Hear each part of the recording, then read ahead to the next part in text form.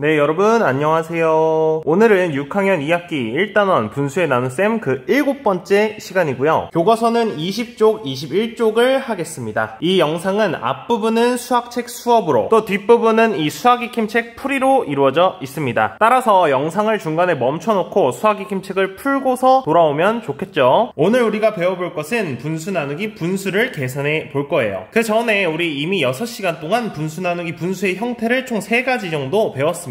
바로 첫째, 분모가 같을 때의 분수의 나눗셈. 둘째, 분모가 다를 때의 분수의 나눗셈. 셋째, 분수 나누기 분수를 분수 곱하기 분수의 형태로 바꾸는 것을 우리는 배웠습니다. 하나씩 간단하게 짚어보면, 첫째, 분모가 같을 때의 분수의 나눗셈은 분자끼리 나누어라. 둘째, 분모가 다를 때의 분수의 나눗셈은 통분하고 위에처럼 분자끼리 나누어라. 셋째, 우리 지난 시간에 했던 분수 나누기 분수를 분수 곱하기 분수로 바꾸는 방법은 나누기를 곱하기로 바꾸고 뒤에 나오는 분수를 뒤집어주는 모습을 지난 시간에 배웠습니다. 이렇게 3가지를 잘 알고 계시면 오늘 배울 내용들은 정말로 쉬울 겁니다. 그럼 바로 1번부터 볼게요. 1번, 넓이가 2제곱미터인 직사각형이 있습니다. 세로가 7분의 5m일 때 가로를 구해봅시다. 바로 가로를 구하는 식을 써보세요. 직사각형의 넓이는 가로 곱하기 세로기 때문에 직사각형의 넓이가 주어졌고 세로가 주어졌으니까 식을 써보면 이렇게 가로는 넓이 나누기 세로라는 식을 쓸 수 있고요. 대입해보면 가로는 2 나누기 7분의 5다 라고 식을 도출할 수 있겠네요. 다음, 어떻게 계산하면 좋을지 생각해보고 가로를 구해보세요. 즉, 위에 세운 식을 풀어라 는 얘기죠. 우리 5번째 수학 시간에서 배웠듯 자연수 나누기 분수의 형태는 자연수 나누기 분자 곱하기 분모의 형태로 쓸 수 있었고, 요것을 계산해보면 5분의 14 혹은 대분수로 2와 5분의 4라는 답을 도출할 수 있겠네요. 계산 결과가 맞는지 확인해보세요. 네, 맞겠죠? 2번, 4분의 5 나누기 7분의 5를 계산하는 방법을 알아봅시다. 바로 풀게요. 네모 안에 알맞은 수를 써 넣으세요. 자, 남학생이 풀어놓은 식을 쭉 보시면 남학생은 분모가 다를 때 분수의 나눗셈을 활용해서 이 문제를 해결하려고 하고 있습니다. 따라서 우리 그 분모가 다를 때 분수의 나눗셈 어떻게 한다 그랬죠? 통분하고 분자끼리 나누라고 했었죠? 따라서 공통분모를 28로 통분한 값인 여기 있는 빈칸은 35가 될 거고요. 다음 분자끼리 나누어주면 35 나누기 20이 되고, 그 결과 20분의 35는 4분의 7은 1과 4분의 3이라는 답을 도출할 수 있겠네요. 다음, 여기 안경 쓴 여학생은 위에서 우리가 배웠던 3번, 즉 지난 시간에 배웠던 내용을 활용해서 문제를 풀고 있습니다. 그 방법은 나눗셈을 곱하기로 바꿔주고 뒤에 있는 분수를 뒤집는 방법을 활용하는 것이죠. 자, 여기 보면 나눗셈을 곱셈으로는 이미 바꿔줬고, 우리는 7분의 5를 뒤집어 보면 이렇게 5분의 7이 될 것이고, 약분해서 곱해주면 4분의 7, 1과 4분의 3이 되겠습니다. 준기와 지혜의 계산 과정을 비교해보고 얘가 준기, 얘가 지혜인가봐요. 더 편하다고 생각하는 계산 방법을 말해보세요. 자, 요거는 여러분 눈에 딱 보이죠?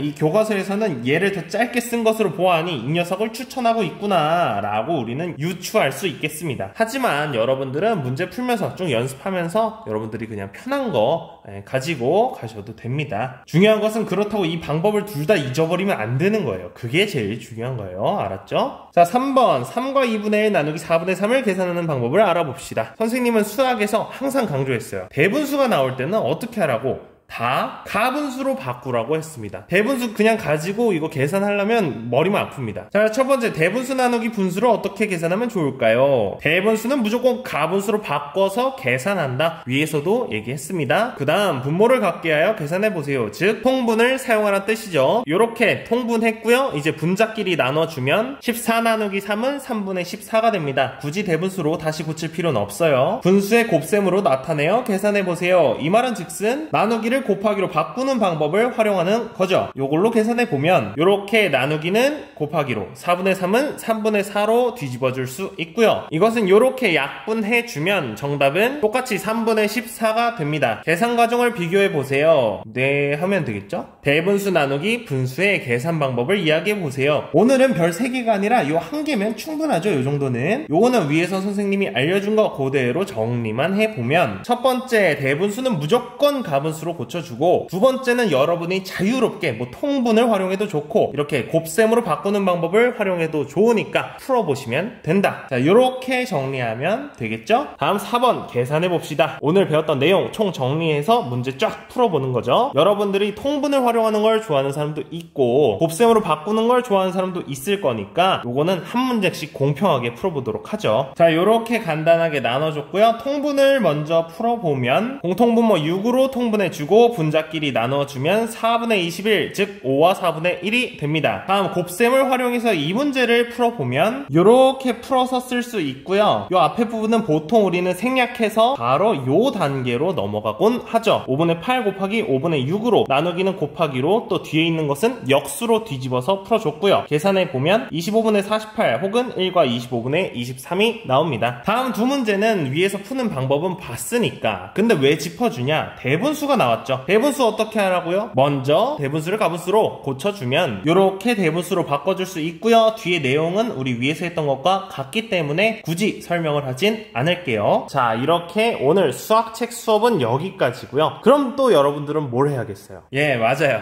수학 익힘책 얼른 넘어가서 16쪽, 17쪽 풀면서 이 수학을 여러분의 것으로 만들고 오시면 됩니다. 알았죠? 그러면 얼른 풀고 돌아오세요.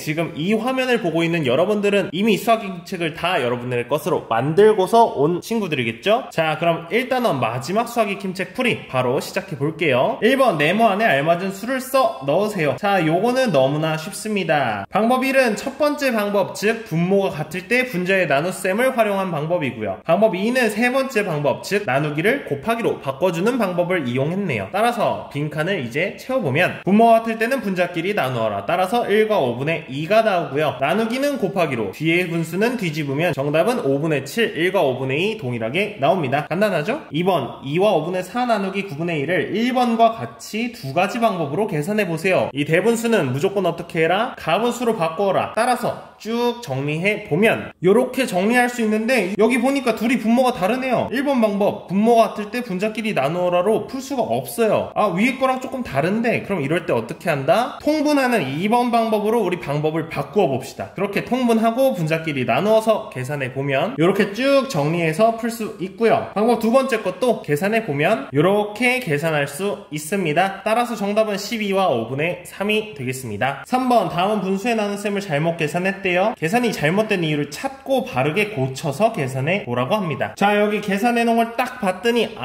요것이 틀렸군요. 뭐가 틀렸나요? 여기 나눗셈은 곱셈으로 아주 잘 바꿨는데 뒤에 나오는 분수를 뒤집지 않은 이런 초보적인 실수를 해버렸네요. 그러니까 답이 틀렸죠. 자, 따라서 잘못된 이유는 분모의 곱셈 활용해서 뒤에 나오는 분수를 뒤집지 않았다. 그것이 실수다 라고 보시면 되겠습니다. 자, 그럼 우리는 제대로 풀어보면 이렇게 대분수는 가분수로 바꿔주고 뒤는 쭉 해보면 2와 20분의 9라는 답을 도출할 수 있습니다. 4번 호떡 1개를 만드는데 밀가루 8분의 3컵이 들어간대요. 밀가루 6과 4분의 3컵으로 만들 수 있는 호떡은 몇 개일까요? 라는 문제네요. 이런 문제 세우기 어려운 친구들은 분명 선생님이 이 숫자를 쉬운 자연수로 바꿔서 생각해 보라고 했었죠. 그렇게 생각 한번 해보고 식을 세워보면 6과 4분의 3 나누기 8분의 3을 해주면 된다는 것을 알 수 있고요. 이것은 계산해 보면 이렇게 두 가지 방법으로 푸실 수 있고요. 풀어보면 답은 둘 다 18개가 나옵니다. 5번 휘발유 8분의 5리터로 7과 7분의 1km를 가는 자동차가 있습니다. 이 자동차는 휘발유 1리터로 몇 킬로미터를 갈 수 있는지 구해보세요 라고 되어 있네요. 자, 요것도 문제 어려운 사람들은 휘발유 4리터로 2km를 간다, 뭐 이렇게 간단하게 생각해 보면 식을 세우기 쉽습니다. 식 세우면 킬로미터 나누기 리터라는 식을 구할 수 있고, 이거에 대입해 보면 7과 7분의 1 나누기 8분의 5가 나옵니다. 이 식도 계산해 보면 이렇게 두 가지 방법으로 푸실 수 있고요. 따라서 정답은 모두 11과 7분의 3이 나오게 됩니다. 마지막 6번 아이스크림 5분의 3kg의 가격이 6,000원이래요. 아이스크림 1kg의 가격은 얼마인지 구해보세요. 네, 이것도 간단한 자연수로 바꿔서 생각해보면